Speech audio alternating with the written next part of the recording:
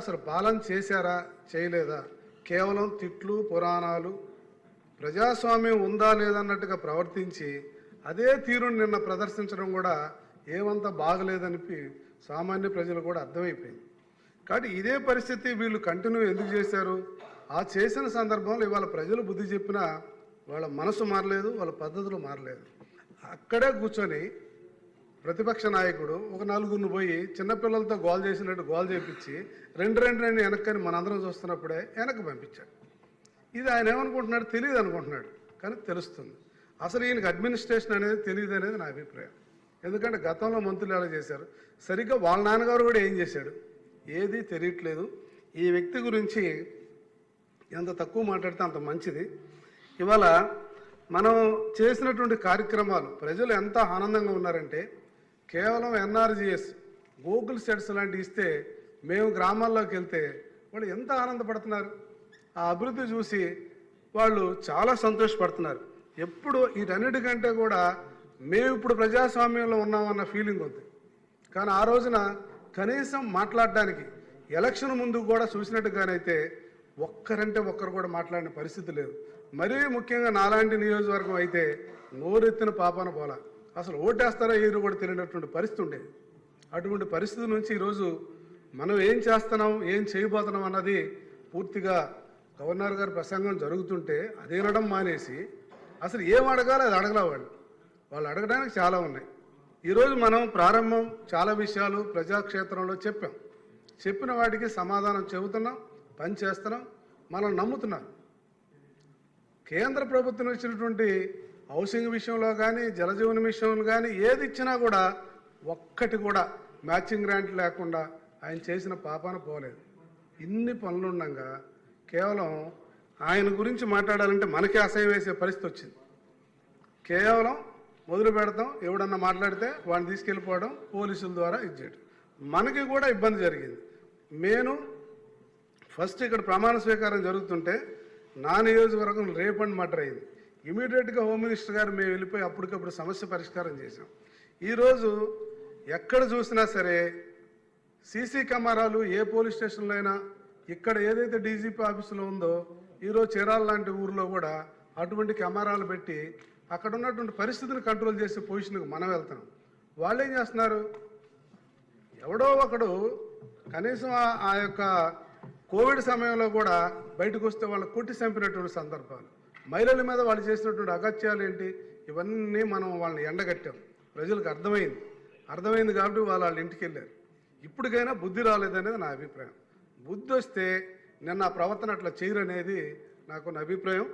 ఏదైనప్పటికీ కూడాను మన ప్రభుత్వం ఏం చేయబోతుందన్న విషయాన్ని కూడా స్పష్టంగా ప్రజలకు అర్థమయ్యేటట్టుగా చెప్పగలిగాం. అలాగే రేపు కూడా ధీటైన సమాధానం వాళ్ళకి సమాధానం చెప్పబోతున్నాం. వాళ్ళు ఇంకా రాలేరు ఇక్కడికి, ఎట్టి పరిస్థితులు వచ్చే ధైర్యం వాళ్ళకి లేదు.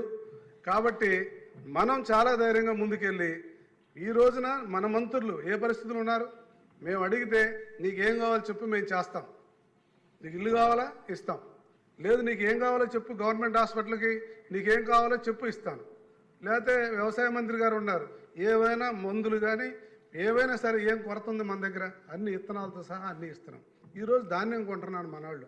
ఎక్కడైనా ఇబ్బంది వస్తే ఇమీడియట్గా మనం పోయి ఆ కలెక్టర్ గారికి చెప్తే ఆ పని జరుగుతుంది. అలాగే సివిల్ సప్లై మంత్రి గారు ఉన్నారు ఇక్కడ ఉన్నటువంటి టూరిజం ఉంది.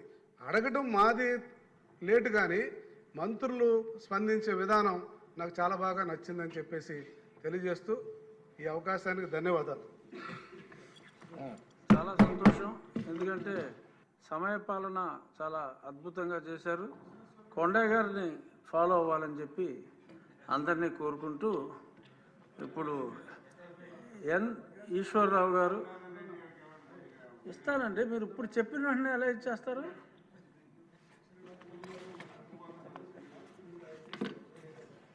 అధ్యక్ష, నిన్న ఉభయ సభల్ని ఉద్దేశించి గౌరవ గవర్నర్ గారు ప్రసంగంలో గడిచిన 8 మాసాలుగా మన ఎన్డీఏ ప్రభుత్వం సాధించిన ప్రగతిని, భవిష్యత్తులో చేయబోయే కార్యక్రమాలని చక్కగా వివరించినందుకు ఈ సందర్భంగా గవర్నర్ గారికి ధన్యవాదాలు తెలియజేస్తున్నాను అధ్యక్ష.